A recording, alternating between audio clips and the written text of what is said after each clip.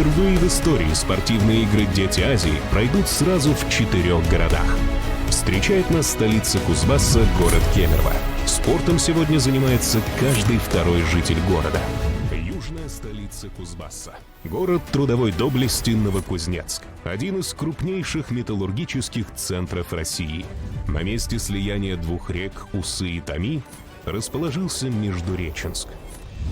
Горная Шория.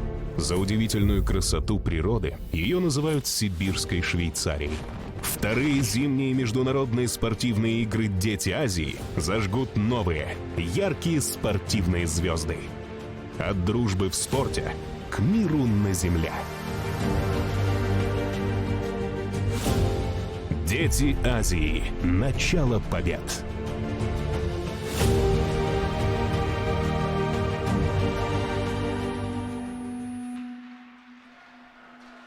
Вас приветствует Новокузнецк. Продолжаются вторые зимние международные спортивные игры «Дети Азии». И нам выпала честь комментировать турнир вот с этой арены, на которой вы имеете сейчас роскошный вид с воздуха. Это Ледовый дворец Кузнецкий лед, где проходят матчи хоккейного турнира. Это матчи группового этапа. Сегодня в рамках игрового дня состоятся две встречи, и первая из них вашему вниманию.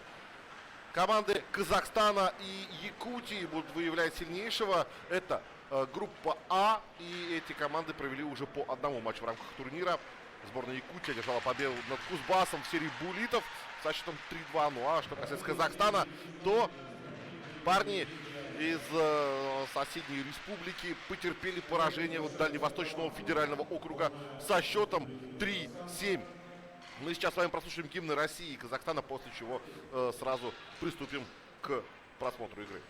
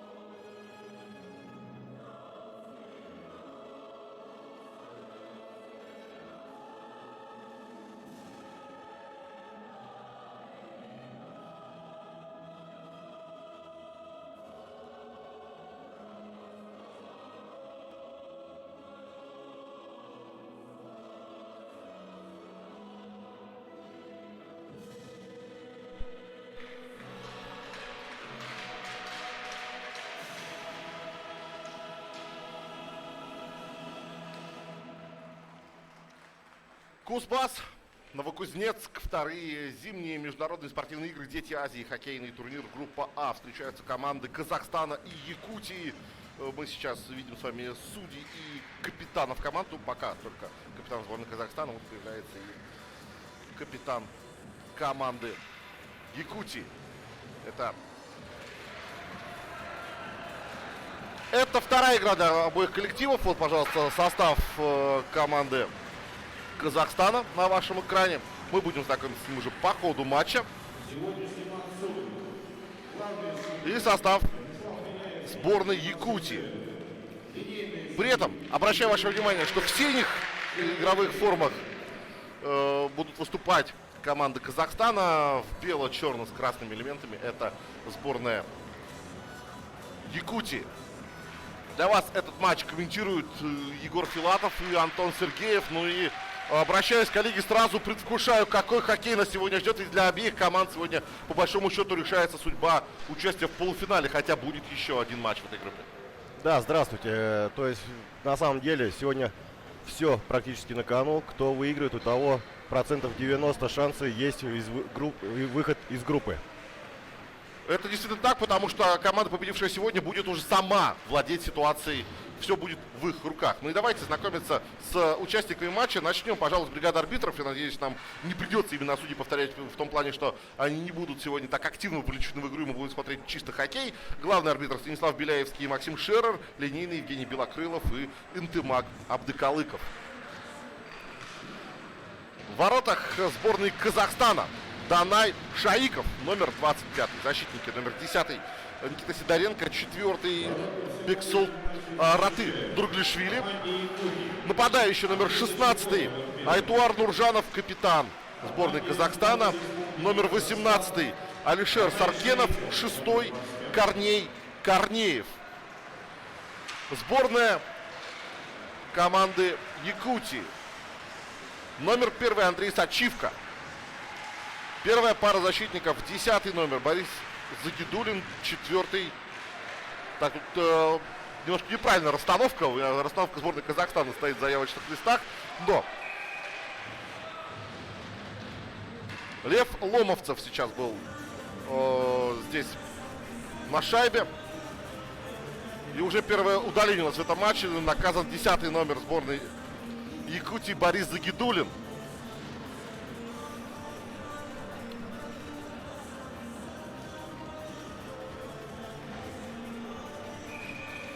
Пока есть пауза, все-таки с первым звеном вас сборной Якутии познакомлю. Итак, 4 номер Лев Ломовцев, с ним в паре действует 9 Станислав Соболев, нападающий номер 7 Дмитрий Рябицев, номер 10 наказанный сейчас с малым штрафом Борис Загидулин и номер 3 Никита Бунаков. Но вбрасывание уже выигрывает сборная Казахстана. Она сейчас в большинстве. Накануне, напомню, она играла с командой Дальневосточного федерального округа и проиграла 3-7. Но сборная Казахстана, если не ошибаюсь, сумела в большинстве забросить в прошлом матче, да? Реализовав 2 шайбы. Даже 2 шайбы. Так что мы понимаем, что это довольно неплохое оружие. Сейчас переходит в атаку команда Георгия Верещагина. Это главный тренер команды Казахстана. Ему помогает Даниил Лысый. Пока только цепляются вот за расстановку. Вроде бы есть, да, контроль в чужой зоне. Посмотрим, как удастся команде Казахстана в этом большинстве себя проявить. Шайба на синей линии. Оттуда можно бросать Никита Ломака. Передача направо. Под ворота, подставление, момент. И Сачивка сейчас здорово действовал. Еще одна хорошая передача. Бросок и гол. Команда Казахстана открывает счет и выходит вперед в этой встрече. Артур Глухих вновь отличается у нас на этом турнире. Накануне на его счету одна заброшенная шайба и голевая передача. И сейчас Глухих, 13 номер Казахстана, счет открывает. И мы вновь говорим, какое же грозное оружие у команды из соседнего государства. Вот это игра в большинстве.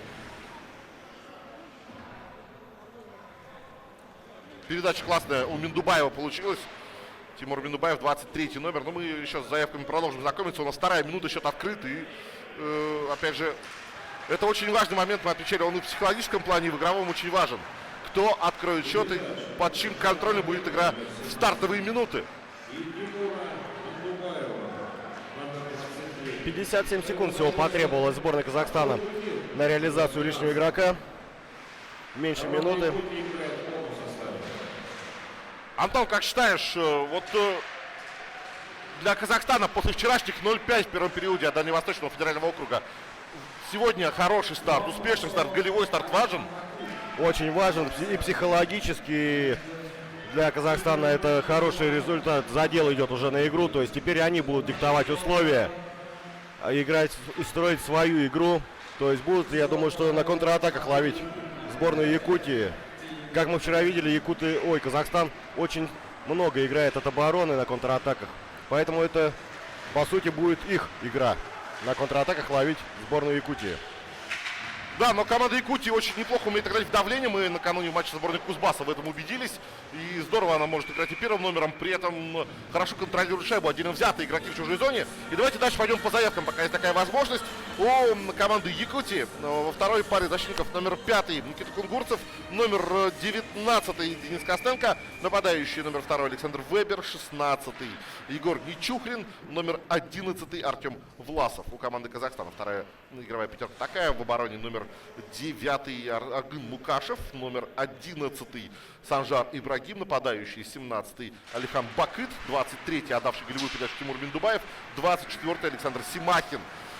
Сейчас в чужую зону идет Борис Загидулин, он бросает со входа в зону, но попадает в соперника. Сборная Якутии вот имеет возможность сейчас первый голевой момент создать и пас на пятачок, но к этой шайбе не успел Рябицев.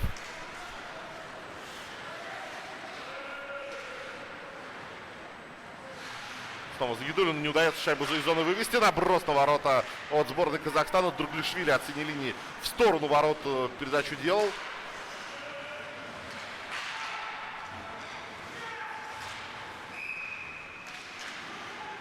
И Ломовцев уже под свисток заходит в чужую зону. Дальше по заявкам. У команды Казахстан третье звено, номер 8.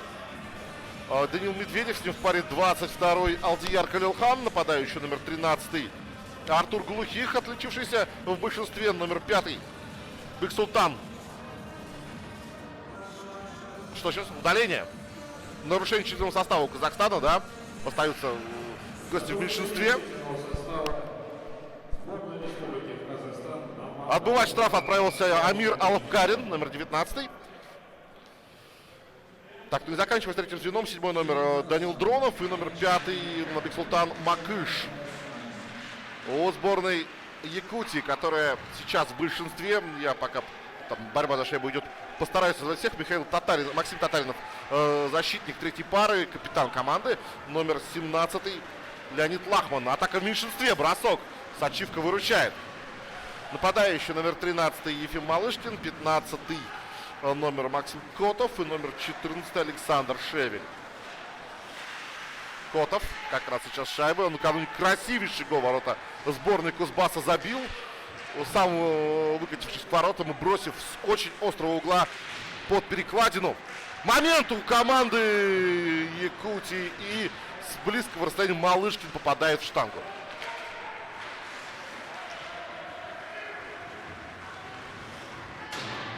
Ну так уже, да, за 4 минуты пара удалений, и игра действительно совсем другой оттенок принимает, когда одна из команд действует в большинстве. А вот это неудачная передача. Совершенно поспешный выброс со стороны Александра Шевеля. Он поехал меняться, но и шайбу подарил сборной Казахстана. Команда Казахстана играет в 7 защитников. Седьмым является Никита Ломака, номер 3. Он... Бросок. Тут Шайков справляется.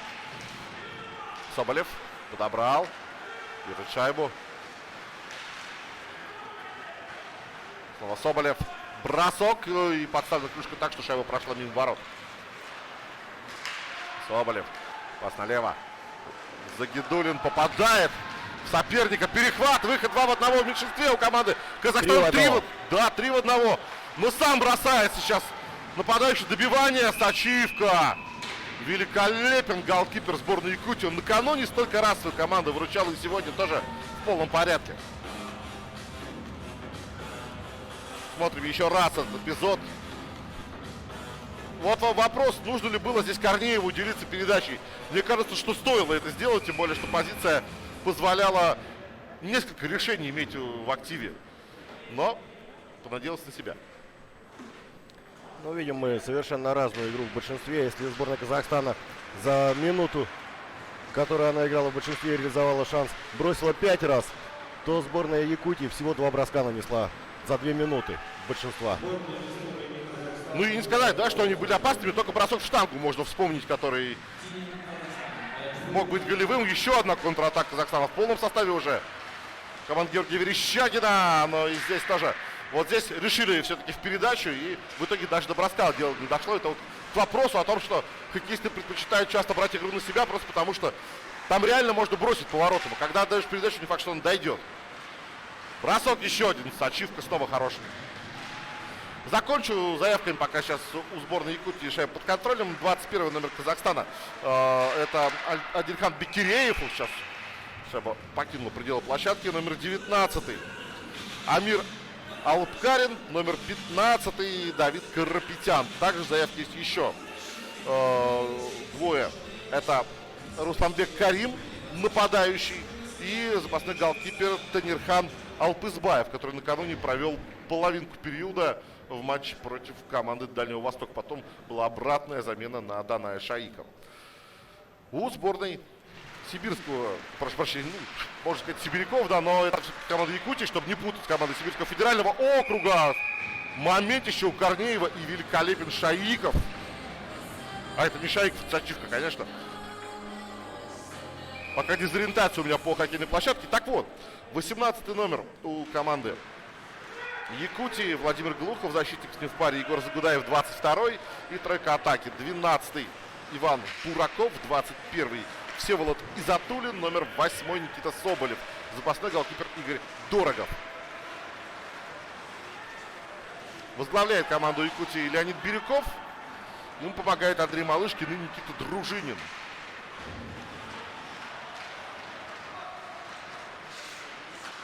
Сегодня так Казахстан поувереннее в работе шайбы в шайбной зоне смотрится, не находишь?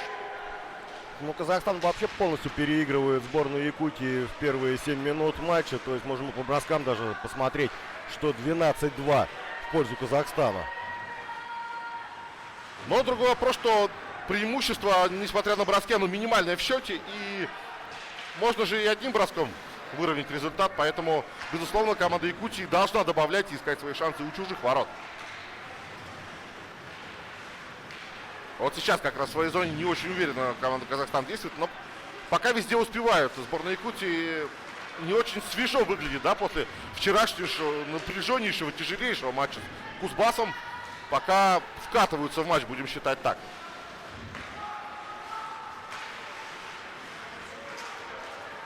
Посмотрим вот про то, что мы и говорили, что Казахстан на контратаках вылазит очень часто. Да, и сейчас снова действительно вылазка получилась снова с броском. Но с ачивкой надежен. Соболев должен быть на шайбе первым. Ну, борьбу он проигрывает за своими воротами. В подборе команды Казахстана Данил Дронов. Дронов с острого угла бросает, и снова вратарь сборной Якутии на месте и в порядке. Смотрим за действиями Дронова. Он проехал за воротами, выкатился с острого угла. Бросил, но голкипер отлично переместился. 8 минут тем временем уже сыграли.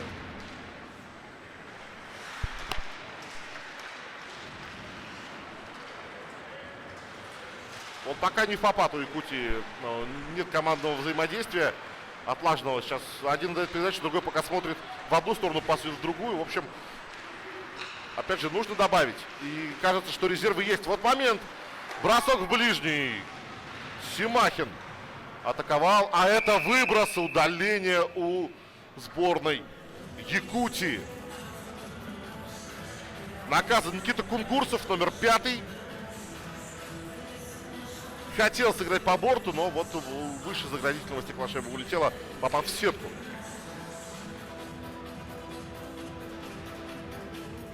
Казахстан в большинстве. Ждем еще одну шайбу. Посмотрим. Сделали выводы казахстанские ребята. То есть после вчерашнего матча мы видим, что у них спецбригада очень хорошо работает. Вчера они реализовали 50% большинства. Поэтому посмотрим на сегодня. Сегодня пока 100% реализуют. Да, Макыш у левого борта, ближнего к нам борта. Сейчас есть возможность выбросить, но опять не хватает. Макыш, классный пас, момент, гол! Фантастика, что творит сборная Казахстана, капитан команды. Айтуар Нуржанов делает счет 2-0. сколько? 24 секунды и готово. Про что мы и говорили, что спецбригада очень хорошо работает у Казахстана. 100% реализация в сегодняшнем матче. Наказывают они сборную Якутии за удаление. Нужно сборной Якутии аккуратно играть, не нарушать правила. Причем, да, такие нарушения, например, вот выброс, это совершенно техническая ошибка, этого нужно избегать, и этого можно избегать. Ну, классная передача была здесь. Да, здесь разыграно вообще отлично. Разорвали прям сбор защитников, растащили. И даже великолепно играющий на этом турнире Сачивка не выручил свою команду. Что ж, 0-2, у Якутии тяжелое начало. Отмечаем, что сборная Казахстана сделала выводы, действительно. Сейчас удаление будет как раз у команды в синем.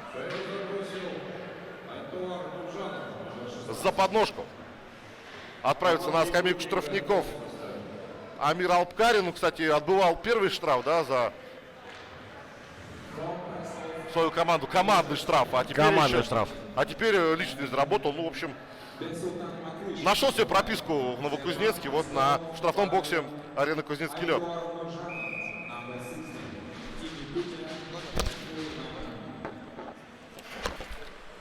Посмотрим, сделали ли выводы игроки Якутии после большинства. Вот сейчас, да, есть возможность. И опять перехват, смотрите, что получается. И опять 2 в 1. На помощь бежит ему Бекиреев. Дронов сам. Сачивка, добивание. Ну, шайба на пятаке. Здесь больше просто хоккеистов команды Якутии. Они выходят уже сами 3 в 2. Но очень долго готовит обостряющую передачу. Бекиреев теперь уже сам бежит вперед. Дронов поддерживает. Но это 2 в 2 выход. Но шайба до Дронова дошла. Бросок. Сачивка не фиксирует шайбу. Игра продолжается. Бекиреев. Ну, на мой взгляд, здесь игрок Якутии нарушал правила, когда передача последовала на игрока в центр, что сверху клюшку наложил ему. Ну, арбитру виднее. Есть возможность у команды Якутии зайти в чужую зону. Тут сейчас команда Казахстана, чтобы не нарушить численный состав, четвертый игрок не мог войти в игру. Так, есть подбор. Нуржанов. Хорошие выбросы. Как они нацелены на контратаку. 3 в 2. И отличная передача по замыслу. Партнер немножко не успевает, и защитник сборной Якутии это он прочитал.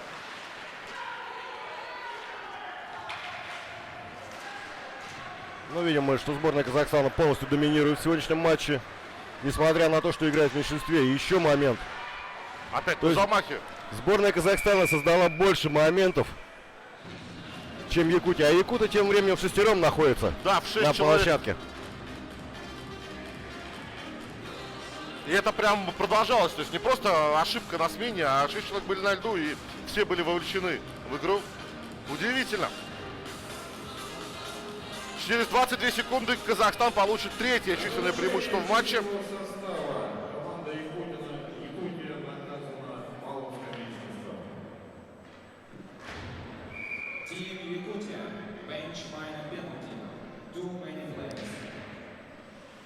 Костенко отбывает, да, команда наказание. 19 номер, по-моему, у команды Якутии.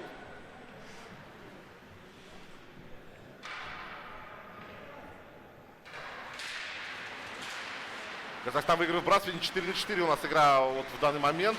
Бросок издалека. Сачивка спокойно. Ну что ж, через 14 секунд сборная Казахстана получит численное преимущество. И это, возможно, такой момент истины в матче. Если в третий раз удастся реализовать Казахстану большинство, то я думаю, что якутянам будет крайне сложно в эту встречу вернуться, учитывая, какая уверенность. Но при этом может же еще и в формате 4-4 что-то опасное создать. Вот сейчас пытается организовать атаку команды Казахстана, не получилось. Сборная Якутии перехватила, но здесь тоже неточная передача. Ну, сборная Казахстана, надо отдать должное, полностью инициативу владеет и по броскам. То есть Якутия как-то вышла не нацеленная на ворота. Сыграли больше 10 минут, 12 минут практически сыграли в первом периоде. Сборная Якутии всего 2 броска нанесла. На что в ответ сборная Казахстана 20 бросков уже в створ, только в створ нанесла. Вот перехват, пожалуйста, убегает к чужим воротам. Александр Шевель, его здесь срубили. И что это? Удаление. За задержку руками. Ну, тяжело выглядит и сборная Якутии. Видим прям, что сборная Казахстана налегке догоняет. Вот смотрим, защитник догоняет нападающих.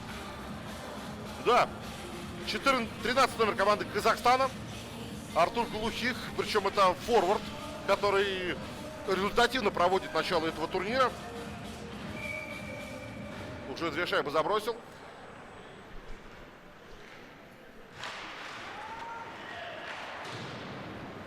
Выброс. И здесь, да, избежали проброса. Тоже на рывке удалось. Здорово, Нуржанов в чужую зону вошел, но дальше коллективно его шайбы оставили казахстанцы. Видим, что Казахстан прям свежо выглядит. Саркедов сам с первого раза. Удаление еще. Удаление будет у команды Якутии. Помешали Саркенову бросить. Вот в этом эпизоде правила были нарушены. Сейчас диагональный перевод 5-4 играют. Возможно, имеет смысл шайбу тут отдать, да, сопернику, но на отложенном действует. Бросок. Наоборот, все грамотно делают Казахстан, убивая время. Потому что якуты будут через 20 секунд уже должны были играть в пятером. Но так как у них удаление, поэтому все грамотно делает Казахстан. Чтобы потом подольше поиграть 5-4 в формате. Бураков наказан.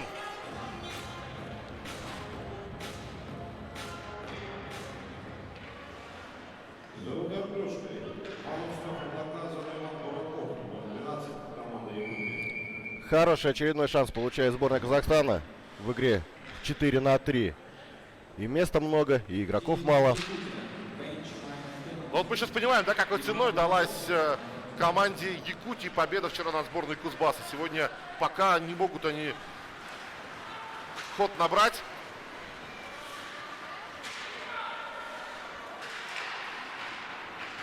Пока в движении полностью переигрывает команда Казахстана. Бросок, Сачивка. Отбил. Макыш. Макыш на синюю линию. Оттуда можно бросить. Власов это делает, но не сказать, что это было опасно. Это не Власов, это Санжар Ибрагим. Мы, кстати, вчера видели бросок Ибрагима. Он довольно приличный, если в одно касание есть. Ох, отличный момент. Еще и пас последний был, да? Наброс, и Шаиков шайбу фиксирует. Что-то у команды Якутии в формате 4-4 сейчас наклевывалось. И действительно момент-то был голевой. Ну, подставляя клюшку под наброс партнера, да, и Лахман вот этот наброс делал.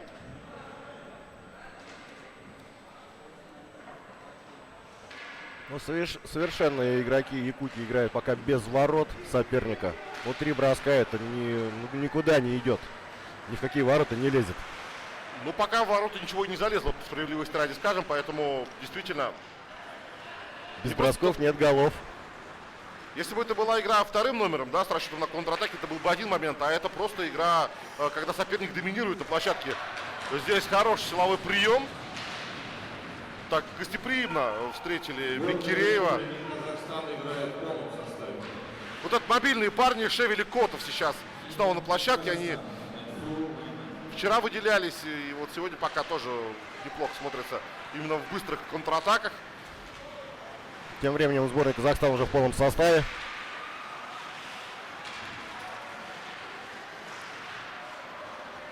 Бросок издали. Гол! Вы посмотрите, как реализуют игроки Казахстана большинство свое. Убийственно это называется. Поставил и Корнеев там на пятаке, или это прямой бросок зашел. Сейчас они выясняют как раз. Вратарь апеллирует арбитру. На Да. что там? Сейчас посмотрим, где был Корнеев. Ну, тут не к чему апеллировать. Вне вратарской контакта не было, поэтому шайба, безусловно, будет засчитана. Ну, а мы сейчас послушаем, кто будет записан в качестве автора гола. Не ожидали, если честно, мы такого начала матча. Надеялись, что борьба будет очень хорошая. равная, но Казахстан просто по всем статьям превосходит Якутию. Да, согласен, вот именно такой разрыв, такая разница, это неожиданно, потому что Казахстан с Якутией сыграют интересный матч, у меня сомнений не было, и что... Вот сейчас послушаем, кто. Нуржанов второе очко сегодня. Нургликшвили. Да.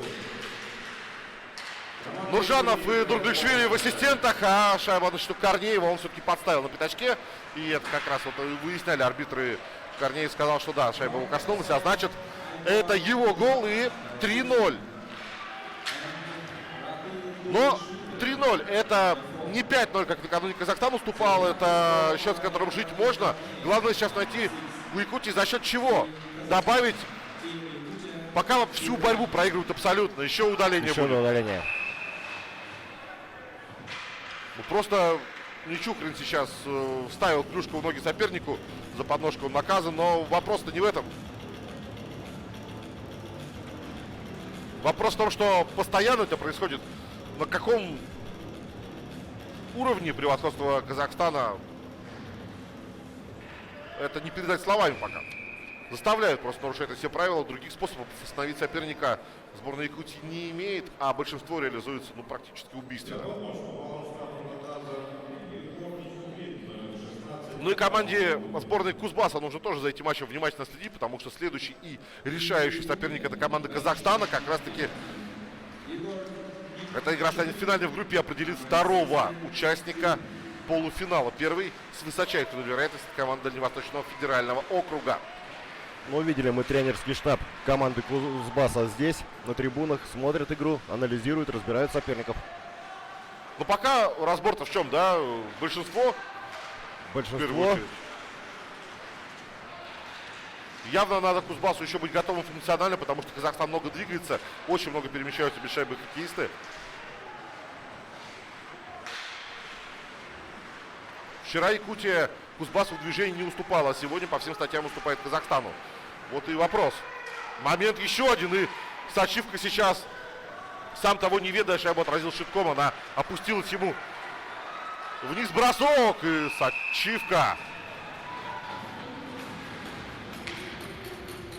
Момент за моментом возникают, и при этом еще даже половина большинства не прошла. Ровно 4 минуты до первого перерыва. Вот еще раз смотрим момент с броском. Здесь здорово реагирует.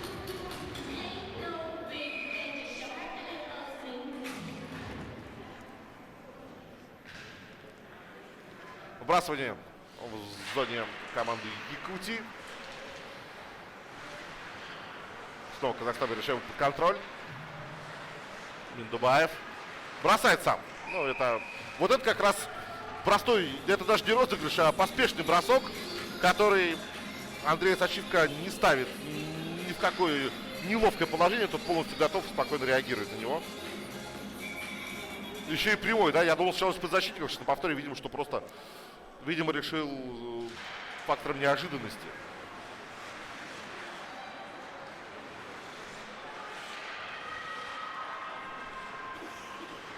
Котов попытался вывести шайбу из зоны. Не получилось. Миндубаев. Пас в глубину. Там Бакыт. Опять Миндубаев. На синюю не поднимает Никита Ломака. Бросать будет. И подставлял на пятаке Алихан Бакыт. Ну а шайба прошла мимо. Миндубаев. Снова Ломака. И снова бросок. Вот сейчас уже рядом со штангой шайба проходит. Симахин на синюю линию. Миндубаев. Здорово Котова сейчас на паузе отпустил от себя. Миндубаев снова расстановку ставит Казахстан. Еще один бросок с этой же позиции. Аналогичный. Сейчас не так просто была Сачивка, потому что перед ним был соперник. Миндубаев в полном составе отбились. Наконец отбились якутяне от чужого большинства. Бросок и опять в игре вратарь якутской команды. Момент у Казахстана, бросок. И здесь блокирует его Шевель. Продолжается осада зоны якутской сборной. И вот эта осада заканчивается этим высоким набросом от Тараты Дурглишвили, который забирает Андрей Сачивка.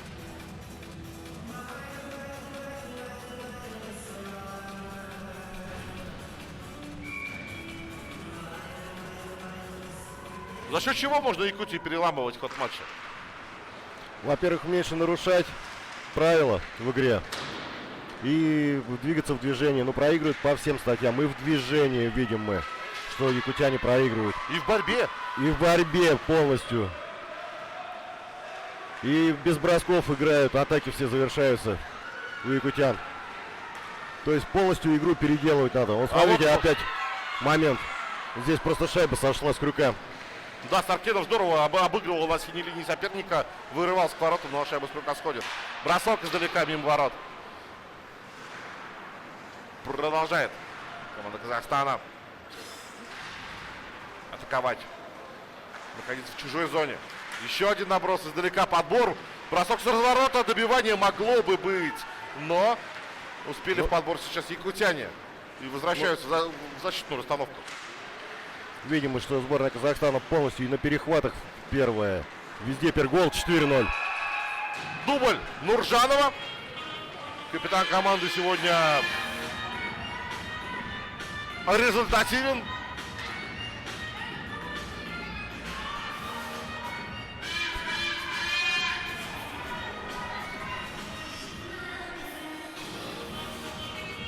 Если Казахстан по ходу турнира продолжит так прогрессировать, то к решающему матчу может подойти в очень хорошей форме. Но пока видим, что сегодня действительно команда Георгия Верещагина совершенно другая на старте матча, чем сутки назад в матче против Дальневосточного федерального округа.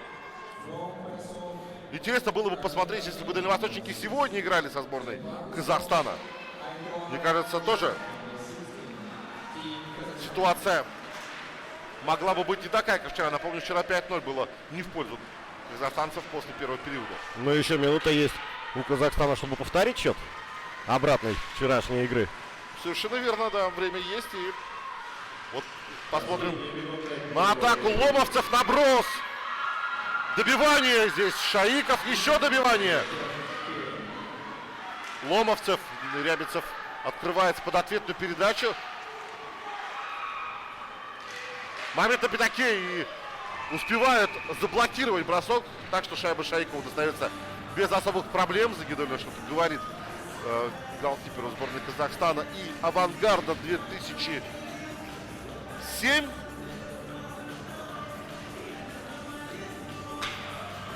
Данай Шаиков, да.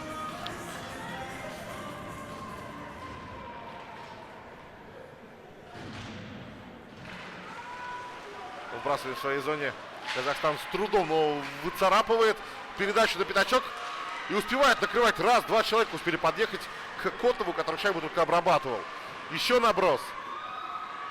Мы видим, да, что Якутия к чести абсолютно точно не сдается. Это первое. Второе, что они начало что-то получаться в чужой зоне. И нужно, конечно, за такие возможности цепляться. Последние секунды периода. Ну, очень серьезный разговор будет, я чувствую, в раздевалке у сборной Якутии. У Леонида Бирюкова с подопечными, что так играть нельзя. Первый период 0-4. Бросок, и на этом мы заканчиваем стартовую 20-минутку. Казахстан обыгрывает Якутию 4-0.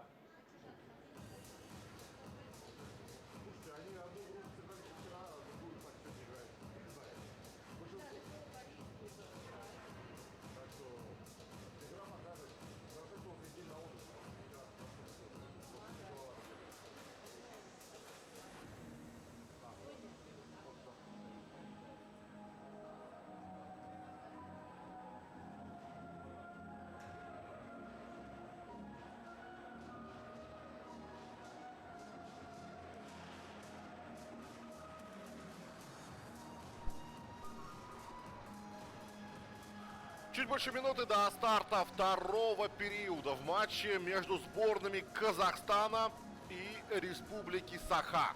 Это вторые зимние международные спортивные игры «Дети Азии», хоккейные турниры юноши не старше 2007 года рождения. И здесь счет у нас 4-0 в пользу Казахстана после первого периода. Группа А для каждого из коллективов это вторая игра. У Казахстана к этому матчу было 0 очков, у Якутии 2 после победы над Кузбассом в серии буллитов накануне. Но вот эта победа как раз далась Якутии ценой вот тяжелейшего первого периода. Ну и давайте подведем вместе с моим коллегом Антоном Сергеевым статистику первого периода. Статистика первого периода такова, что по вбрасываниям 13-7 в пользу Казахстана. Ну а по броскам в 4 раза превзошли сборная Казахстана Якутию. 28-7. В створ бросков только. Ну вот это по и по удалениям, да, что было 5 попыток у Казахстана сыграть в большинстве. Из них они 3 реализовали. И сборная Якутии имела 4 возможности. Но, как видим, счет на табло. Я предполагаю, что вот последние минуты, когда Борис Загидуллин на вашем экране крупно, когда сборная Якутии наконец провела позиционную атаку, пару неплохих моментов создала, вот может быть нам стоит отталкиваться в плане результата еще и на этот отрезок, потому что все-таки голы в большинстве в основном забивает Казахстан. Но посмотрим, второй период сейчас там на многие вопросы даст ответы. Я вам скажу так, к нам тут впервые подходят родители хоккеистов, спортсменов, обсуждаем матчи предстоящие в том числе. Так вот, родители сборной Кузбасса интересуются, как вот команде Кузбасса решающий матч против с Казахстаном. Насколько высоки шансы кузбассовцев в первые 2 игры, уступивших в дополнительное время и овертайме, в матче с Казахстаном. Сложно же сказать заранее, да? Заранее сложно сказать. Во-первых, мы видели вчера игру сборную Казахстана, и многие представители хоккейной династии, так сказать, делали предпочтение сборной Якутии в сегодняшнем матче. Но матч показывает совершенно пока другой расклад. Абсолютно верно. Вот сейчас опять хороший момент у Казахстана. Саркенов здорово сместился, бросился неудобный, но Сачивка выручает. Безусловно, непредсказуемый совершенно вот, и готовность хоккеистов к отдельно взятому матчу, и психологическое состояние, и физическое состояние, и тактическая готовность в том числе. Все это очень важно. И в этом плане у Кузбасса есть дополнительный день отдыха в качестве для восстановления подготовки. Это преимущество, безусловно. Игра, напомню, состоится 28 февраля. Плюс к этому у Кузбасса уже некуда отступать. Вот это тоже нельзя упускать из виду. Это своеобразный финал будет для Кузбасса, но и для Казахстана, если сегодня доведут парни Верещагина дело до победы, для Казахстана это тоже будет аналогичный матч. В атаке команда в синем. Момент можно на пятак было отдавать, накатывал туда хорошо Миндубаев, но Симахин передержал шайбу. И вот ответная атака Якутии. Нечухрин сам будет бросать. Низом бросил и не попал. Но сейчас как раз сборная Казахстана на возврате перекрывала направление для передачи, да?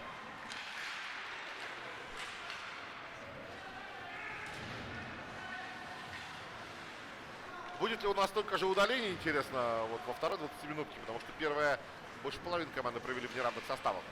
Ну, так, если брать по 2 минуты, да, каждый отрезок, так понятно, что Казахстан часто досрочно выпускал соперников. Ну, видим мы, что сборная Казахстана находится там, куда шайба приходит. Как говорил великий Уэйн Грецкий, хороший хоккеист должен там быть, куда шайба придет, а не за шайбой бегать. И вот пока по первому периоду и во втором периоде видим, что именно казахстанские игроки находятся там, куда шайба и приходит. Да. Бросок в дальний. Шевель. Хороший пас на Котова. Котов. Бросок. Шайков отбивает. Подбор на пятаке. Но нет. Сходит шайба с крюка у хоккеиста сборной Якутии. Это был Леонид Лахман. Еще момент для броска. Шаиков накануне за первые 5 бросков трижды пропустивший, сегодня пока не позволяет себе вообще никаких оплошностей. Макыш Здорово Лахман его встретил. Но выбросить не получается. Макыш перехватывает шайбу в чужой зоне. Ненадолго. Лахман бросает за входа в зону. Шаиков оставляет шайбу у себя. Хорошие 3 минуты в обе стороны команды провели. Но опять же, атаки Казахстана в этом отрезке были острее, на мой взгляд. Ну, хороший момент был у Якутии, когда выход 2 в 1 был. То есть Попадись Чухрина, да. Да. Рябицев может себе выиграть бросание на ход и бросить в дальний. Он вчера это делал пару раз и один раз даже забил, но не позволяет ему соперник сейчас этого сделать. Шайба уже улетает на дальний борт. Бросок с острого угла. Рябицев на подборе. Держит шайбу, снова бросает сам. Ну, видим мы Ломовцев. совершенно другую игру в исполнении Якутии по сравнению с первым периодом. Здесь полностью перехватывают пока инициативу. И бросать начали в створ почаще. И вообще бросать начали не только в створ. Как шайба попадет. Да, нацеленность на ворота очевидно. Ну, видимо, посмотрели твою статистику за первый период и поняли, что нужно что-то менять. Вот пока пытаются это сделать. Другой вопрос, что и Казахстану сейчас нет смысла, да, тратить силы там на контроль в чужой зоне, на борьбу. Казахстан сейчас играет по счету, играет очень так эргономично и экономично. Ой-ой-ой. Великолепно, да, сейчас просто действовал в чужой зоне нападающий сборной Казахстана. Вот сейчас снова с шайбой. Данил Дронов был прекрасно. Вот он опять с шайбой. Да, Дронов хороший контроль, короткая передача, но здесь борьбу выигрывает сборная Якутии. Да нет, сборная Казахстана, я думаю, продолжает. Надо играть в свой хоккей, который они играли в первом периоде. Потому что видели мы вчера, что дальневосточники со сборной Казахстана сделали задел в первом периоде. И потом уже пошли ошибки в обороне, к чему и привели 3 заброшенные шайбы в исполнении Казахстана. Шайба на пятачке, нужно ее на якутянам выводить куда-нибудь. Бросок низом успевает сложить щитки. А налет Сачивка.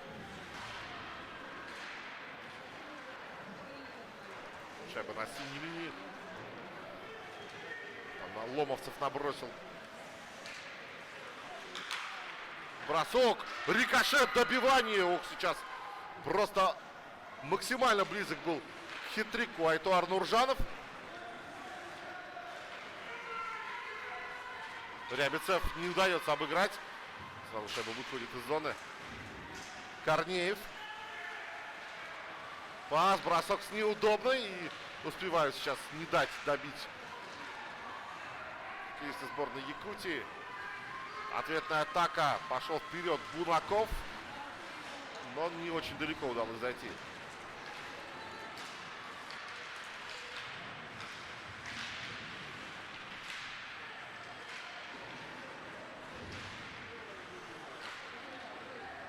Сборная Якутии начинает новую атаку. Пас вперед. Ничухрин не обработал передачу. Пропускает ее мимо себя и Дурглишвили.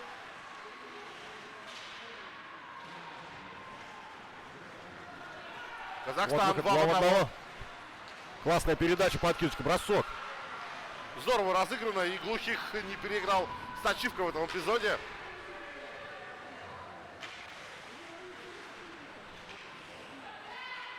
Бураков. Перехват в чужой зоне. Через периметр. Ну, там за ворота придется борьбу вести сейчас. А как водится сегодня, единоборство остается за Казахстаном. О, Ой-ой-ой. Симахин! И Сачивка. Да, если бы не вратарь, конечно, сборная Якутии уже сейчас можно было бы коньки в этом матче на гвоздь вешать, но пока еще остаются в игре. Симахин, смотрим, как здорово с Лахманом расправился. На встречном движении его обыграл и бросил в ближний угол. Но здесь хорош Андрей Сачивка.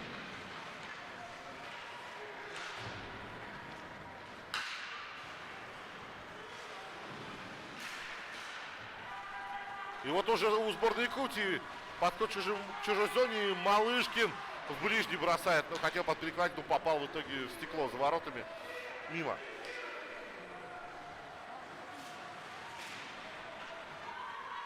Татаринов. Идет вперед капитан сборной Якутии. Бросил так от души, но сильно издалека. И Данай Шаиков шайбу захватил в плен временно. Бросок Татаринова, пожалуйста.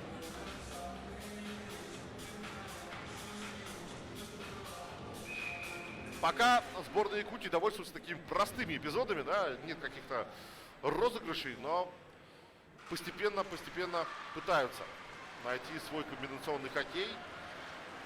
И самое главное, чувствуется, что есть еще желание в этой встрече побороться с соперником. Малышкин вбрасывает чужую зону. Шайков партнеру подрабатывает. Лукашев до Лахмана. И опять бросок, но легкая добыча для голкипера сборной Казахстана.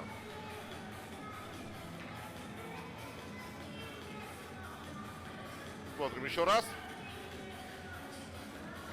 Ну, мог помешать, конечно, Данил Медведев Данаю Шаикову, но хорош голкипер.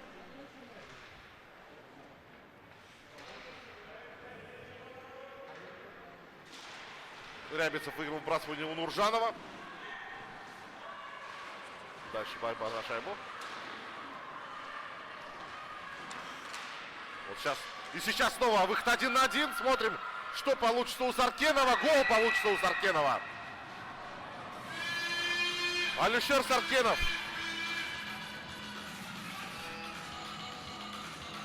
5-0.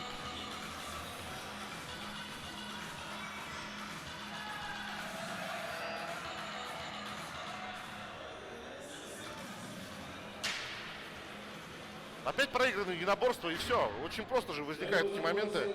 Ломовцев проиграл в средней зоне борьбу и оставил Сачивка в очень незавидном положении.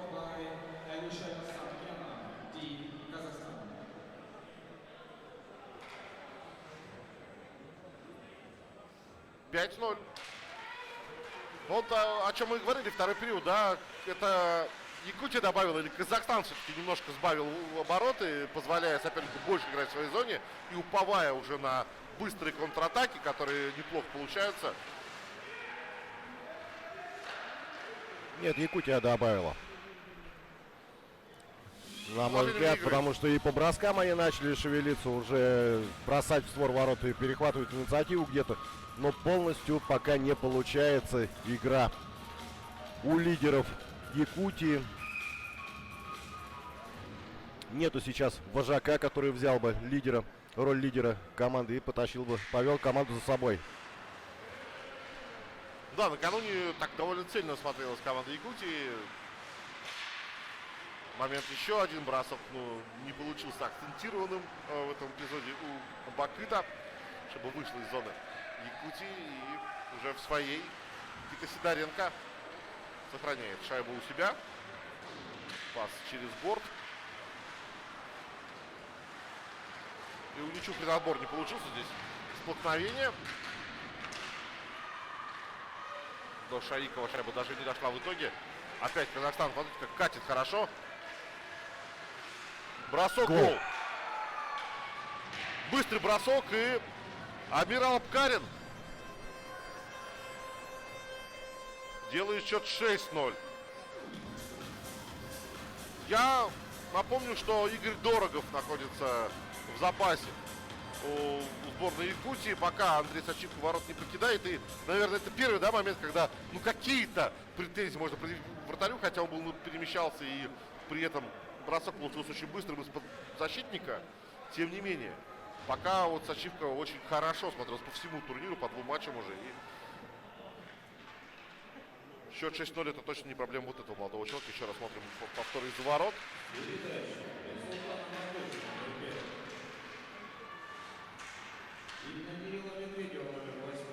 Шайбу забросил Амир Абкарин, номер 19.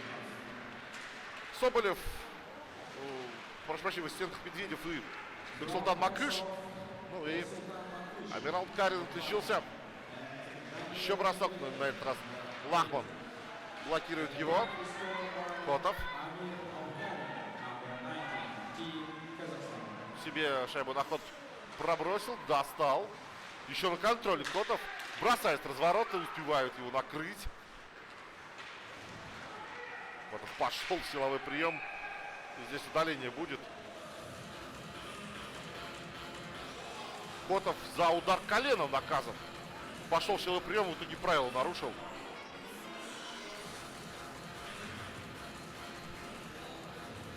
И это то, что стало грозой Якутии в первом периоде. Большинство сборной Казахстана еще одно. Ну, надо сказать, что это первое удаление во втором периоде со стороны обеих команд. То есть, в отличие от первого периода, там было прилично удалений. То команды все равно сделали своеобразные выводы. Да, Нуржанов, пас на Корнеева, тот поднимает на Саркенова. Бросок издалека, Дурглишвили набрасывал, подставлял Корнеев клюшку. Сейчас Сачивка выручает снова Дурглишвили. Саркенов, неточная передача. Макыш здесь до шайбы добрался в итоге, потому что соперник позволил это сделать. Ошибку при выходе из обороны у команды Якутии. Сейчас можно выбрасывать шайбу, но опять пытаются найти варианты, чтобы убежать, а не выбросить шайбу. А тут ситуация такая, что в конце группового этапа, возможно, еще придется разницу голов считать. Так что, возможно, имеет смысл и поменьше пропускать, попроще играть. Прессингует в чужой зоне Бунаков. Вошли казахстанцы в чужую зону. Дурглишвили сбрасывает на партнера. Это Макыш. Пас на другой. И прекрасно опять разыграно. Артур Глухих из своего офиса, из которого он сегодня уже забивал.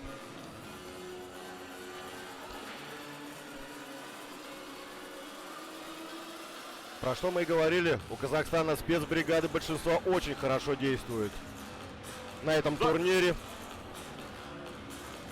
И разнообразно, да? Вот не просто один и тот же розыгрыш и наигрыш, а постоянно что-то новое. Ну, здесь классная передача прям. Да, это Макыш ее делает. Второй подряд голевой пас. Ну и кого охранял в этом моменте? Ломовцев. Ломовцев, да. Еще моменты. Гол 8-0. Глухих опять забивает. Вот Хитрик. замена вратаря сборной Якутии.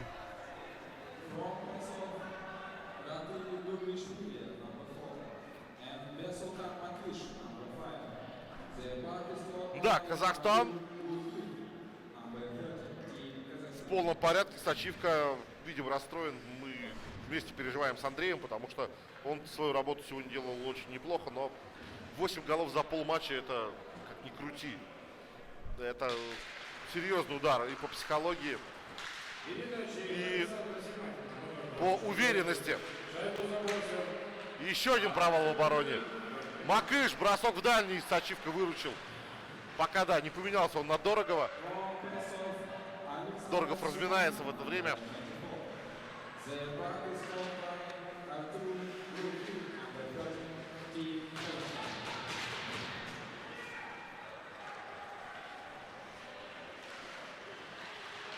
Не дается выйти. Якутянам из своей зоны. Казахстан в новой атаке. Совсем уж по-простому решил действовать. Не прошло.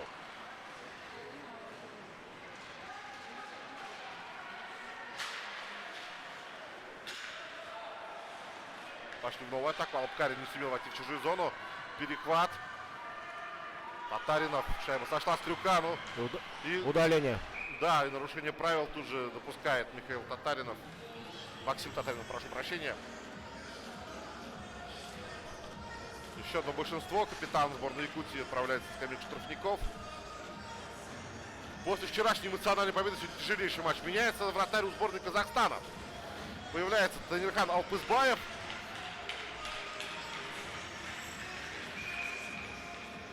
Накануне он тоже появлялся на полпериода. Дважды пропустил от сборной Дальнего Востока. И обратная замена была на Шаикова.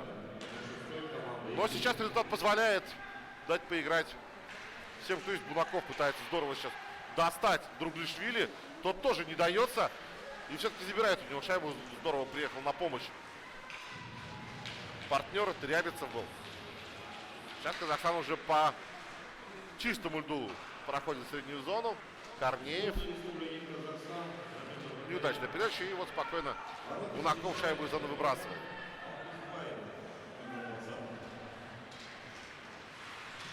Рябицев забрал шайбу у соперника в чужой зоне.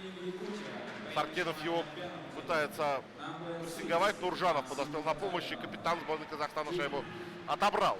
Вошел в чужую зону. Здорово. Скидка на глухих налево. Момент. И не попал глухих. Из хорошей позиции. Ломака бросок. Кистей нет. Миндубаев. Пас с ворота. А вот это неплохо было на Симакина. Симакин вроде в зону вошел. А что тут? Гол! Чудеса на виражах. Алихан Бакыт завершил эту атаку точным броском. Ну, уже там затолкали, закопали шайбу в ворота. Очередное большинство реализовано. Страшная сила. Реализация лишнего игрока у сборной Казахстана. Да, высокоточная, как говорится, в наше время. Из 7 попыток 5. Очень хорошая реализация в сегодняшнем матче. И 2 из 4 накануне, да? Да. То есть просто 7 из 11 за 2 матча. Ух! Ну, опять же, вот мы говорим о том, что тренерский штаб сборной Кузбасса, который играет в следующем матче с Казахстаном, сейчас на трибунах и просматривает игру соперника. Ну, определенные выводы должны быть сделаны.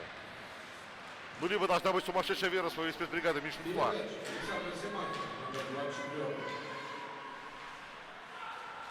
И причем, И еще момент. И причем все комбинации разные в большинстве.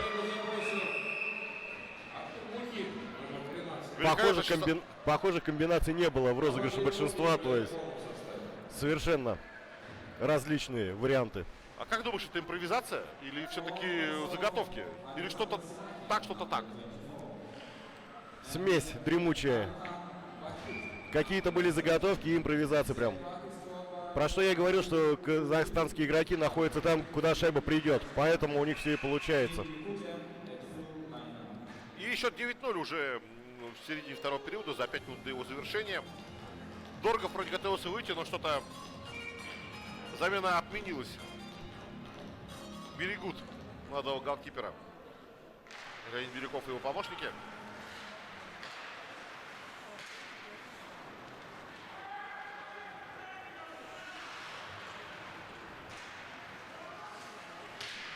Удаление. Вот еще удаление, задержка руками. Да, задержка. Возмущен. Не согласен с этим решением Лахман, но, тем не менее, 17-й номер сборной Якутии отправляется на 2 минуты. И у нас счет может стать двузначным. Такого на этом турнире мы еще не видели, да? Чтобы кто-то забивал больше 9. Да, 9 пока предел был. Накануне Уральский федеральный округ обыграл Сибирский федеральный округ со счетом 9-1. Это крупнейший результат. 7 шайб забросила команда Дальневосточного федерального округа ворота Казахстана. А сегодня Казахстан встречает 9 ворота Якутии. Ну,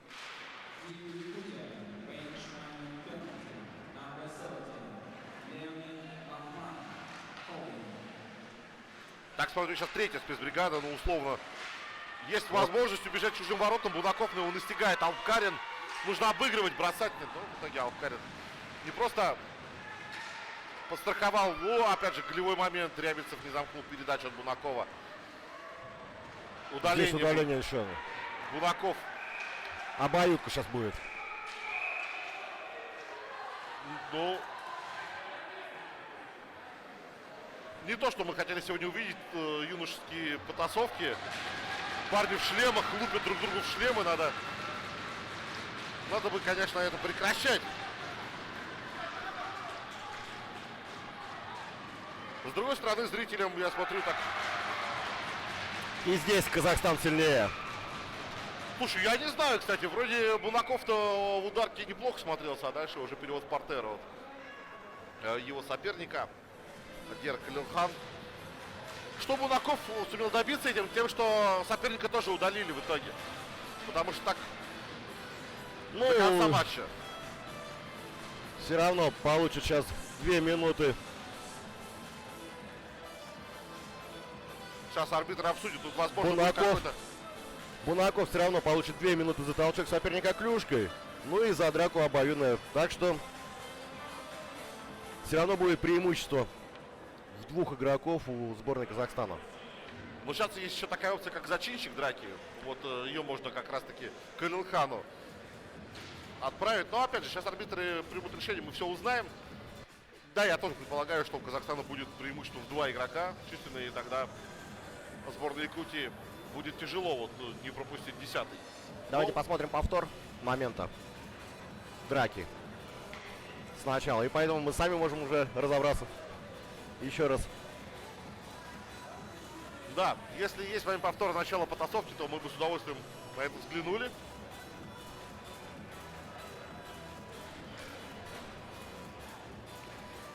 Ну вот здесь прошел силовой прием, они поднимаются, да, и начинается.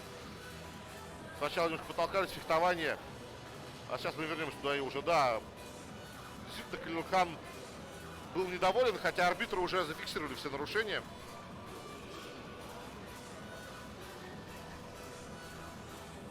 За толчок клюшки малым штрафом наказан Никита Бунаков, номер 3, команда Якутия.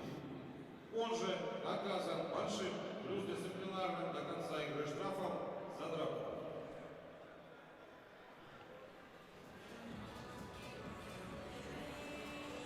Так, по Будакову понятно, он наказан малым штрафом за толчок клюшки, плюс, да, большим до конца матча за драку.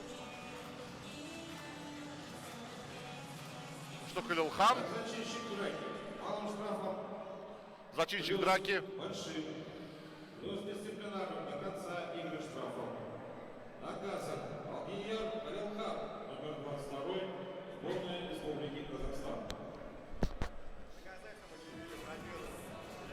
Второй еще не знаем.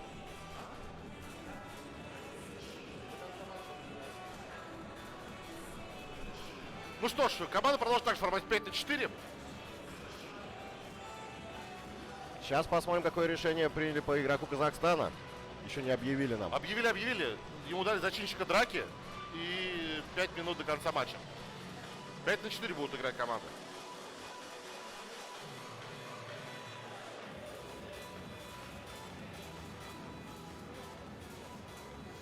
Выбрасывание будет в средней зоне. Ну, смотрим еще раз потасовку. Ну, я когда комментирую матчи молодежных хоккейной лиги, мне там тяжело смотреть эти потасовки, потому что парни реально иногда перебарщивают вот в этой агрессии, но на еще более юном возрасте. На месте лайсманов, конечно, нужно такое предотвращать. А вот приходите во взрослый хоккей, там, пожалуйста, краги скидывайте и понеслась. Это тут, как говорится, добро пожаловать. Момент. Бросок, добивание. Нет, удается сейчас в последний момент шайбу с крюка из сборной Казахстана убрать.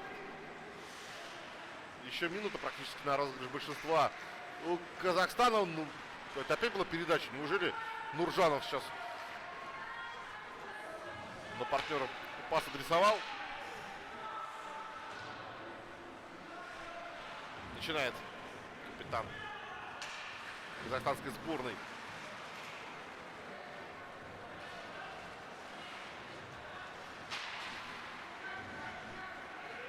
Ну вот, эта эмоциональная встряска пока позволяет сборной Якутии в этом меньшинстве держать оборону, но еще, правда, делать 20 секунд. Есть время на подход к воротам у парней Верещагина.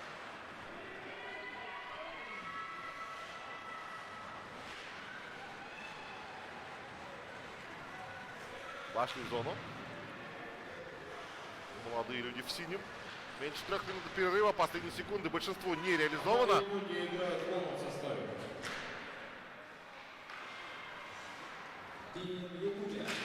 И шайба улетает на трибуны, на сувенирчики. Вот видите, тут просто и возвращают ее. Видимо, болельщики сборной Казахстана поймали.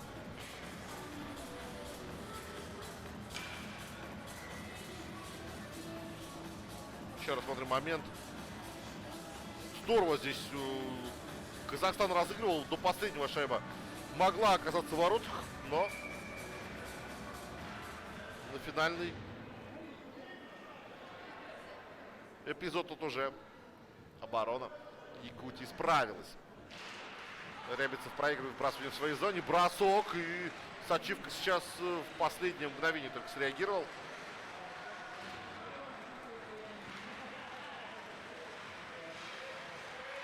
Еще бросок из-под защитника на этот раз выцеливал Алихан Бакыт.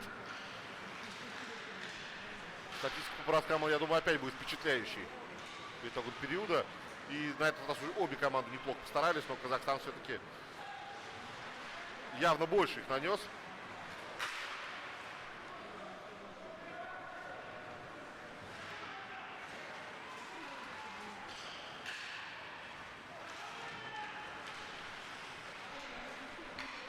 Пас. Ну, здесь на пятачке не удалось Бакыту подстроиться. Шайба вышла из зоны. Рябицев пошел сам. Удаление будет у сборной Казахстана на этот раз. И все, свисток. Подножка. Рябицев здорово включился в этот эпизод. Наказан Амир Алпкарин. Он сегодня... А, нет, не Алпкарин. Это Аргин Мукашев.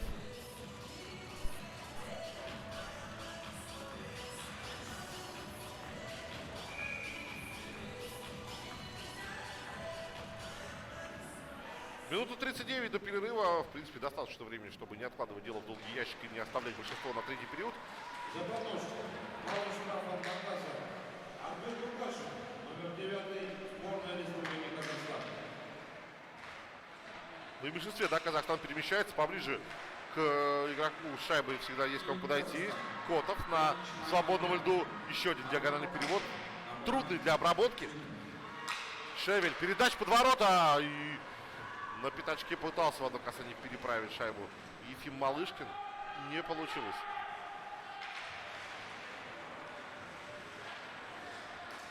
Малышкин оставляет Котову. Тот на свободном чистом льду входит в чужую зону. Прокат. Из-за ворота попытался добыть. И едва-едва не сработало. Но Казахстан в дальнейшем шайбу из зоны выбрасывает. Последняя минута второго периода идет. Контратака сборной Казахстана в меньшинстве глухих. Пошел в еще один обыгрыш, который оказался лишним в итоге. Тем не менее, вместе с Корнеевым они просто терроризируют чужую зону. В меньшинстве владеют шайбой.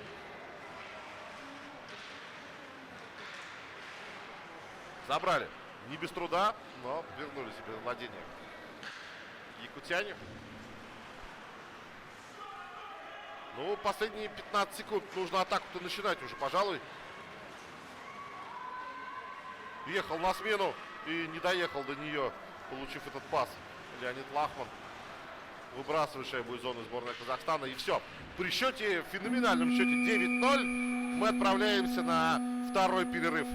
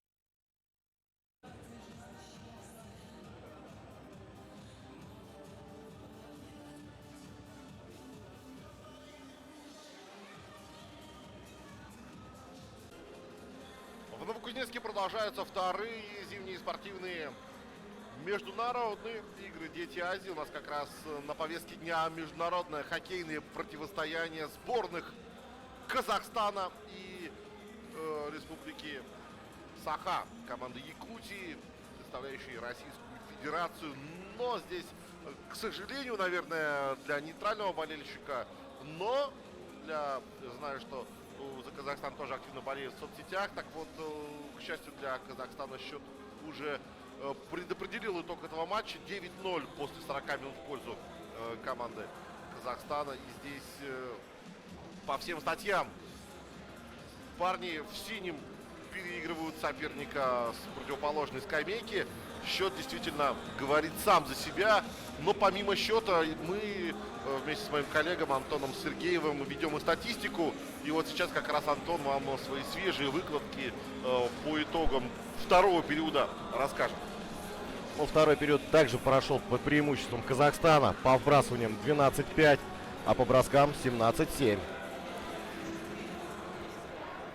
В пользу Казахстана. Ну и по счету 5-0 у нас был результат во втором периоде. Если в первом преимущество по броскам у Казахстана было больше, но забили меньше, то на этот раз уже более точечные, более острые, зачастую контратаки, а также снова игра в большинстве. Это ключевые козыри у команды Георгия Верещагина. Сейчас в большинстве начинает сборная Якутии, но от этого большинства осталось не так много времени. На свежих ногах пока Котов в чужую зону вошел, но и тут бросить не дают, нет нарушения правил. Есть возможность закрепиться в зоне, но уже, правда, времени на большинство не осталось. Аркын Лукашев появился на льду, и казахстанцы пошли вперед. Бросок. Опять здорово разыграли, короткий пас.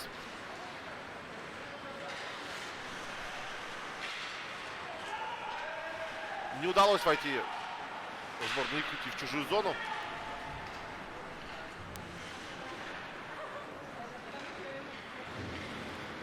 Не торопится Казахстан с началом атаки. Ну а куда торопиться, да? Тут будет, если можно было включить грязное время, если что-то в этом роде, да. Оп, падение. Нет нарушения правил, нужно продолжать игру. Но в атаке Казахстан, момент для броска. Миндубаев бросил. Да, Сачивка очень такой неприятный в душу, как говорят в этих случаях, бросок.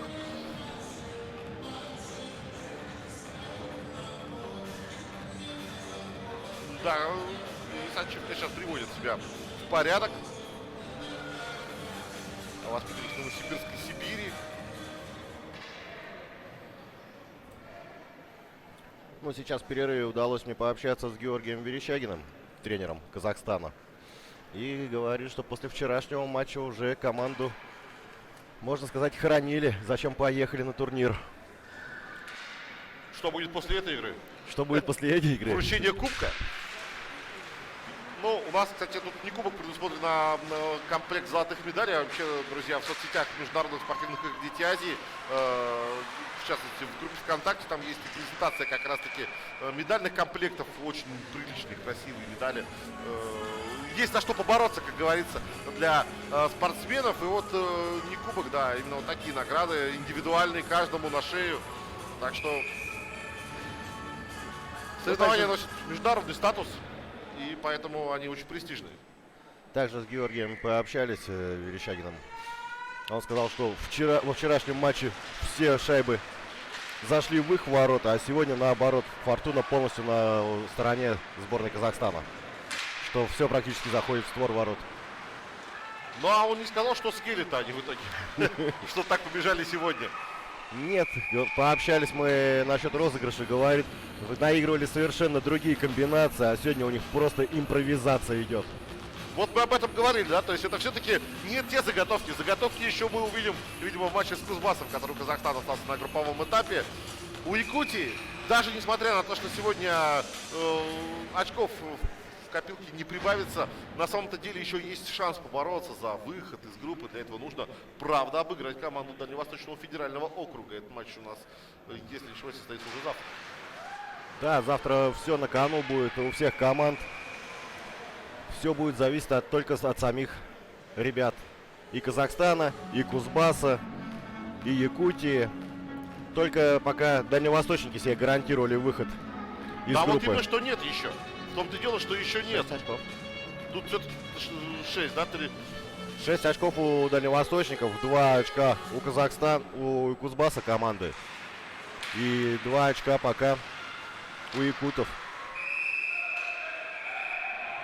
Спокойствие и только спокойствие сейчас арбитры. И после сегодняшнего матча будет 3 очка у команды Казахстана. Поэтому вся ситуация запутанная. Да, ну, запутанная в этом случае для выявления второго места и второго полуфиналиста вот этого квартета. Напомню, что в группе Б играют 3 команды. У команды Сибирского и Уральского федеральных округов. Это 2 разных коллектива. И сборная Беларуси, которая у нас свой первый матч проведет на турнире вот-вот. Ого! Такой проход и пас под бросок! Бросок! Нет, даже Алтызбаеву выступать не пришлось. Снова здесь начинается у нас страсти загораться. Артем Власов этот проход совершил. Здорово. Включил скорость и руками хорошо. Соперников сыграл передачу-то отдал. Но Вебер не успел в этой ситуации нанести бросок. За грубость наказаны. У нас обоюдные штрафы. Не согласен Дурглишвили со своим штрафом. Бураков не против.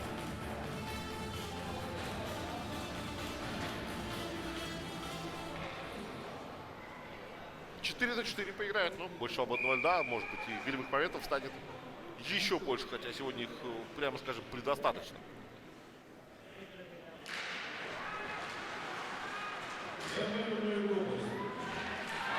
Перехват, нет, не сумел Котов так вылезти. Нуржанов, бросок из-под защитника выше ворот.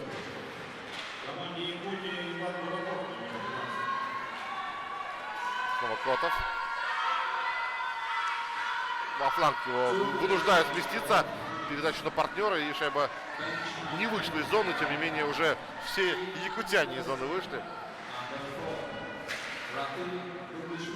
Я вам еще раз напомню, друзья, что в составе сборной Якутии, ну, бросок не так много представителей хоккейной школы Якутска или Нерюнги, хотя они есть. Очень много, большинство воспитанных в Сибири и Бердского кристалла, а также есть отдельные представители школ Красноярского Сокола и Ангарского Ермака. Команда Казахстана составлена преимущественно из воспитанников Борыса, ну вообще хоккейной школы Астаны. Ого, тут хороший силовой на синей линии. Есть также Караганда, Устинка, и вот сейчас парни некоторые выступают за Омск.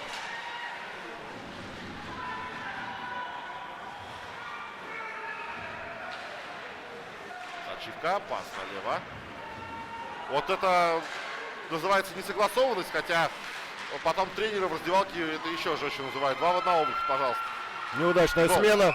И ловят игроки Казахстана на смене игроков. Пробили десяточку, называется. Это шайба Корнея Корнеева. Давайте посмотрим повтор, как защитники не вовремя Якутии поехали меняться. Да, смена совершенно не вовремя. Просто потеря в своей зоне, да, и в результате Корнеев получил великолепную возможность разобраться с ачивкой, что он, собственно, и Вот сделал. мы видим, 2 игрока Здесь поехали меняться. там замена, да, а тут гол.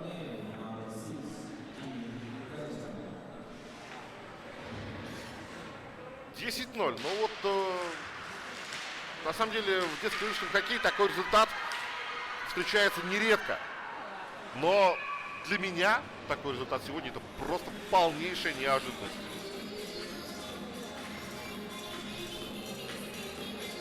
Еще раз смотрим. Корнеев за счет партнера глухих был готов замыкать, но Лахман тоже ехал не особо там. Остался с полупозиции, так назовем это. Смотрящим за хоккеем. Да.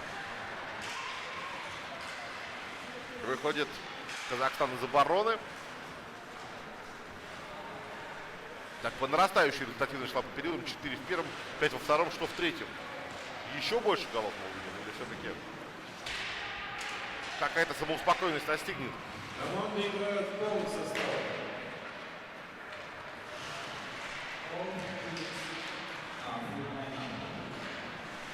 Также разговаривал с тренерами в перерыве, что пошли ребят настраивать, говорят, будем мы доигрывать матч до конца, не будем мы прижиматься, а будем играть в свой хоккей, то, что действовали 2 периода. Ну, оно видно, и опять же, есть время на восстановление, да. Сейчас опять тут начинается потасовка. Удаление будет. И, по-моему, на этот раз удаление будут хоккеисты якутской команды. Не стал Семахин. С ним, нет, тоже будет отправлен, да? Да, обоюдное удаление. Но непонятно, для чего игрокам Казахстана отвечать вот на это. Счет на табло уже. Для чего это всё? Ломовцев у команды Якутии и По 4 Александр минуты Семахин. каждому.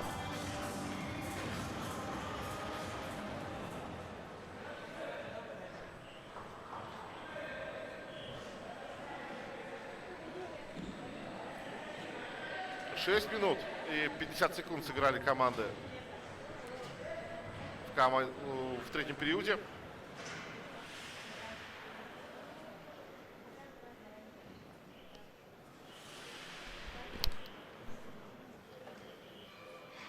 За грубость двойным малым штрафом наказан Александр Семахин, номер 24 сборной Республики Казахстан.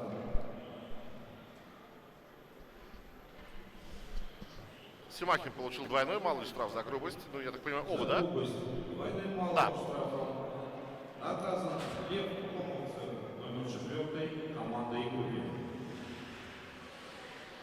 Ломовцев и Семахин на скамейке штрафников в формате 5 на 5. Команда игру продолжит. Арбитры подъехали к тренерам, чтобы успокоили игроков, что драки эти ни к чему хорошему не приводят. Объясняют. Ну а двойным малым штрафом, чтобы команды не пострадали, играли в формате 5 на 5. Да, ну действительно, я вот сейчас, если арбитры действительно вот так успокаивают и пытаются игру вернуть в хоккейное русло, полностью поддерживаю. Потасовки среди юношей, это не есть здорово.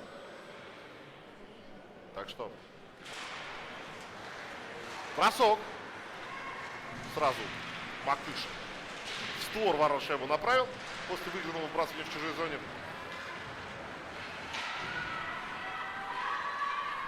Проброса не будет. Успевает Власов в борьбе. Выходит Казахстан из зоны снова. Еще бросок. И сейчас Алпызбаев так не очень уверенно шайбу остановил. Макыш открывается в чужой зоне. Положили вне игры. И вбрасывание будет в зоне Казахстана с места паса.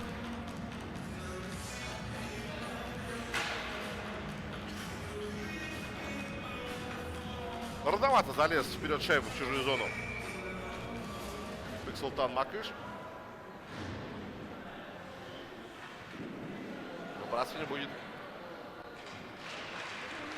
Да, в зоне сборной Казахстана, но не удалось. Вроде как выиграли, да, на точке, но шайбу подобрать смогли. И сборная Казахстана. Еще одно удаление. Игра высоко поднятой клюшкой. Останется в меньшинстве сборная Казахстана. Да, видели мы этот момент. Давид Крапетян наказан.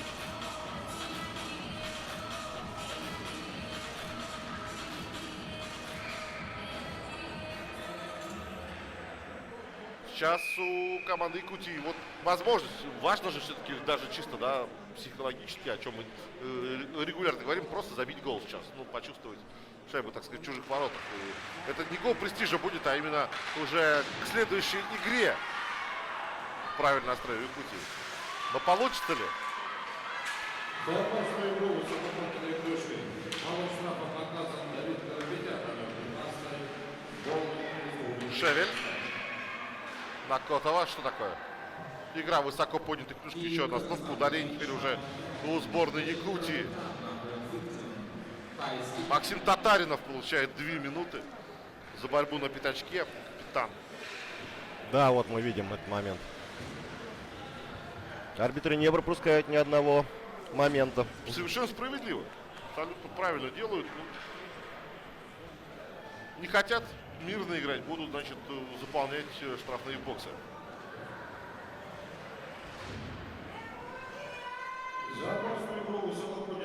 Всего лишь 20 секунд. Ну вот, возвращаясь к вопросу гола в ворота сборной Казахстана, у Якутии снова так момент улетучился, превратился в ничто, как песок сквозь пальцы. Бросок издалека, Сачук шайбу задевает на всякий случай. За воротами. Нападает. Хорошо ушел сейчас Саркенов. от силового приема. Да, и передача на синюю. Ломак возвращает Саркенову. Тот через периметр вглубь зоны. Ну вот Буршанов. непонятно, команда играет в формате 4 на 4, а якутские игроки прижимаются к воротам.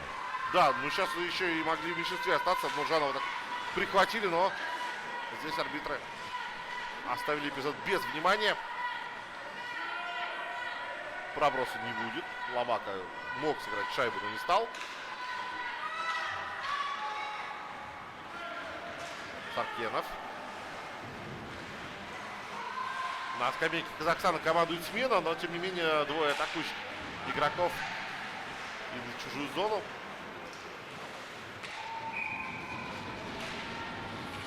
Сачивка вступает в игру.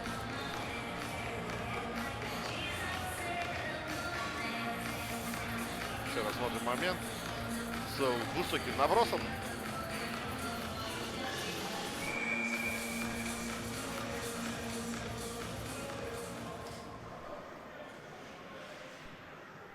Ну, видим, мы все-таки тренера не смогли донести до Казахстана, чтобы играли в свой хоккей. Сбавили скорость. Игроки сборная Казахстана не так активно уже действуют. Слушай, ну это все равно себя не обманешь, да, когда счет там 9-0 был перед началом периода. У тебя, наверное, реально в голове надо забить 10-ю и все, и доиграть. Тут как ни настраивай, не говори, что там парни 0-0 играем, и представьте, что вы еще не выигрываете в этой встрече крупно. Удаление сейчас будет у сборной Казахстана. Вот это минус, да, что стали фалить, перестали именно чисто в шайбу играть. Попроще, так скажем, действовать стали. И вот это нарушение в итоге. Артур Глухих наказан, там уже нет места всем подряд. Еще 2 места остается, до 5 человек скамейки. Штрафные боксы рассчитаны. Да, но на самом деле сейчас сборная Якутии не так долго поиграет в большинстве, потому что Карапетян появится буквально через 3 секунды. Малым штрафом наказан Артур Глухих, номер 13, сборная Республики Казахстан. Выиграли вбрасывание якутяне, бросок, и бросок принимает на себя чисто команду Якутии.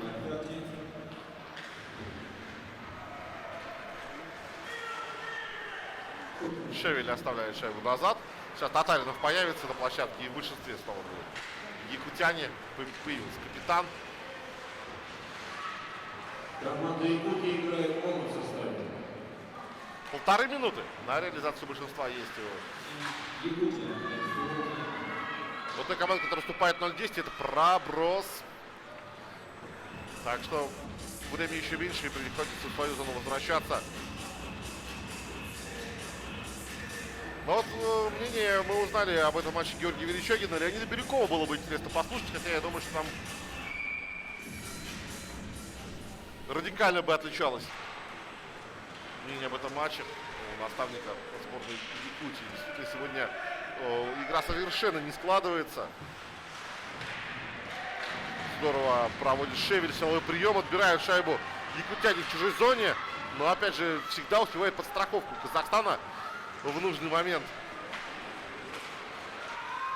Попытка обыгрыша неплохая была у Бекиреева.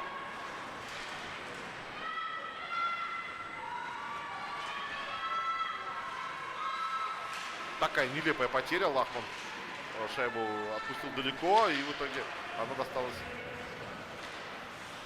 сопернику. И опять невнятные действия от сборной Якутии. Осталось только сейчас смену организовать в этот момент. И еще вот, пожалуйста, передача на пятачок, но Бекиреева здесь не подставить в борьбе с соперником. Шевель Выходит от соперника, падает по собственной инициативе. Лахман бросает и лег под шайбу. Дронов принял ее на себя.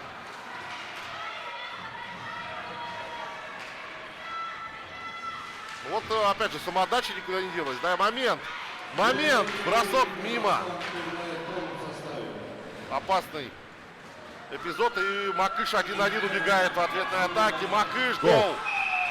1-0. Бексултан Макыш включил четвертую передачу и поехал на ней к чужим воротам. Там вообще, да, можно было еще партнеров дождаться, но сам все сделал блестяще. Бексултан Макыш.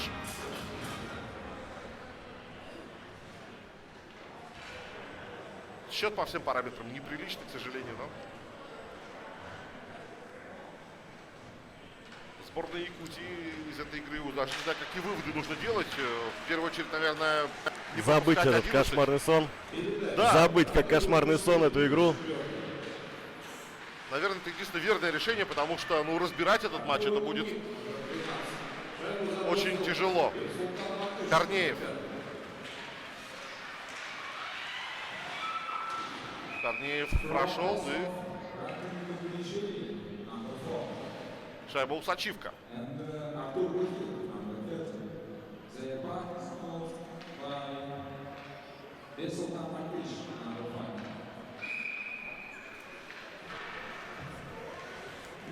Ну а Казахстан после этого матча будет готовиться уже к заключительной групповой встрече с командой Кузбасса.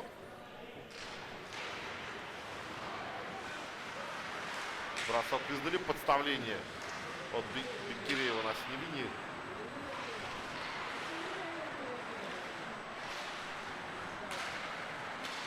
Еще бросок. Шайба идет мимо в шпагате. Зачем так провожал. Уже с элементом отчаяния, но она его не то чтобы счастье, тут тоже какое счастье, но прошла мимо. Падение, нет нарушения правил. Шайба во вратарской, и голкипер сборной Якутии ее накрывает.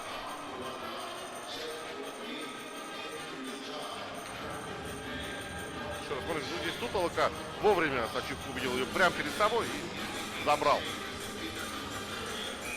6 минут 12 секунд остается до завершения основного времени.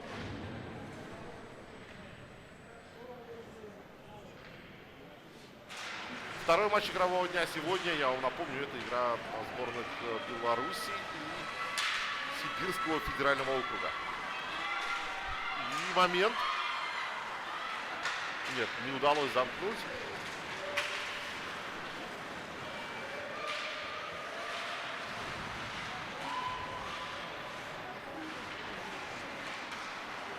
На синей линии наброс на ворота. Еще момент и выручает Андрей Сачивка сборную Якутии от 12-го пропущенной шайбы.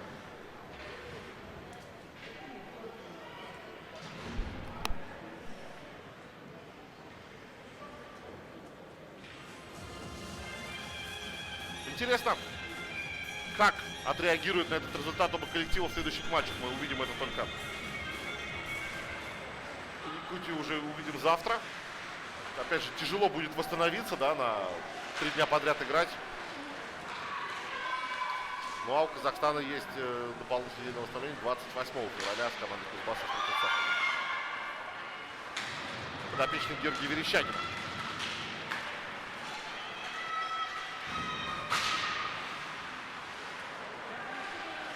Но будет очень интересно в те матчи смотреть, потому что психологически, как мы знаем всегда, что сейчас игроки Казахстана будут настраиваться на игроков Кузбасса с таким настройством, что якуты обыграли Кузбасс, а мы обыграли их. То есть будет интересный матч. В каком состоянии подойдут команды именно на заключительные игры. Сборная Кузбасса составлена преимущественно из игроков одной хоккейной школы, да, из хоккейной школы Металлург, город Новокузнецк. Но, тем не менее, там парни-то крайне неуступчивые. Так что, я думаю, что вот эту свою свой характер, сибирский, новокузнецкий, они, конечно, проявят в решающем матче по максимуму, потому что, ну, иначе зацепиться за результат будет, наверное, непросто. При прочих равных Казахстан на сегодняшний выглядит фаворитом, но это хоккей, и все покажет только игра. Нечухрин. Передача, момент, не получился. Решающий бросок в этом эпизоде у Бориса Загидуллина.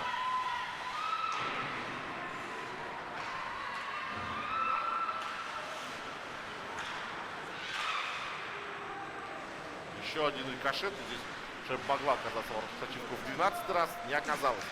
Продолжается атака Казахстана. Плюшки вылетают, но нет ни нарушений. Пока в этой атаке нет броска. Бросок состоялся в итоге с острого угла. И Андрей Сачивка шайбу поймал.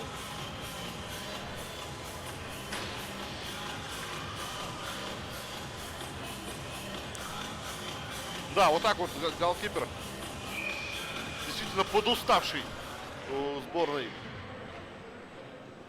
Якутии.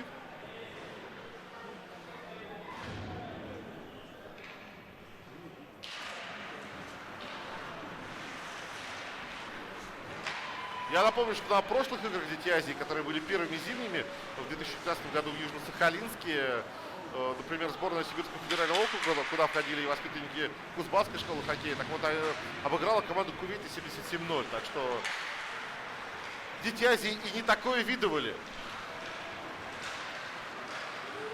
Но тем не менее, по такому турниру, да, где все-таки плотность команд повыше, и они поровнее, 12-11 выглядит, конечно, вот прям результатом из ряда вон выходящим. Опять два на выход смотрим. Будет на глухих отдавать? Будет. А глухих, ну, это уже вот как раз для концентрации. Осталось 2 минуты. И... расслабились игроки Казахстана уже.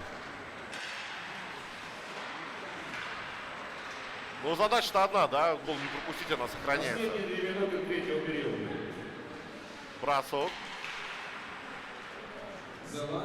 Проброс.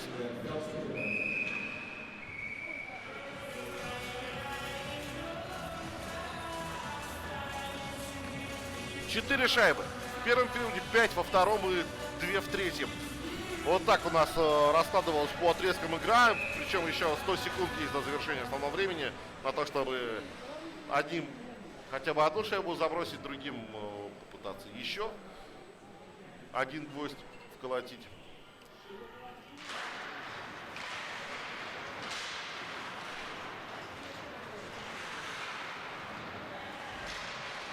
Но пока Казахстан не выпускает из зоны Якутию.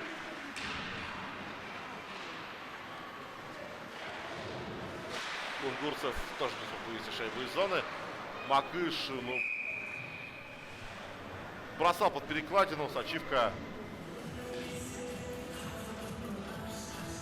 подставляет все, что может, чтобы ворота спасти.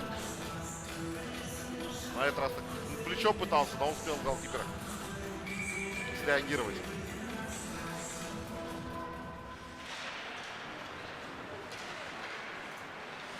Я думаю, уже можно подводить итоги этого матча. Что мы увидели? Что мы увидели? Сачивка наелся, грубо говоря, хоккейным термином этого матча. 46 бросков за матч. Приличный результат в исполнении сборной Казахстана. 46 бросков нанесли игроки Казахстана.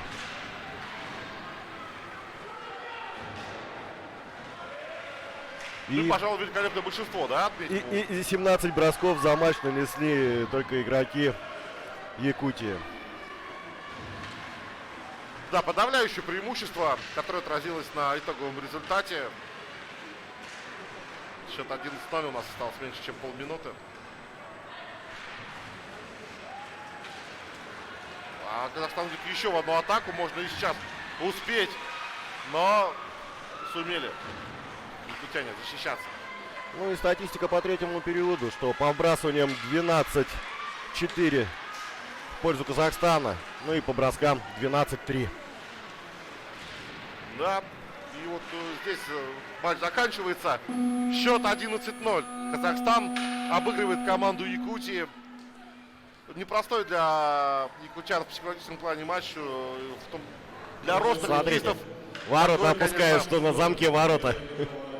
Да, Казахстан, конечно, сегодня был беспощаден и абсолютно по всем статьям переиграл соперника. Поздравляем казахстанскую команду, ну а якутянам желаем успеха в заключительном матче группового этапа против команды Дальневосточного федерального округа, который состоится уже завтра. Для вас матч комментировали Егор Филатов и Антон Сергеев. Увидимся на хоккее. Пока. До новых встреч, пока.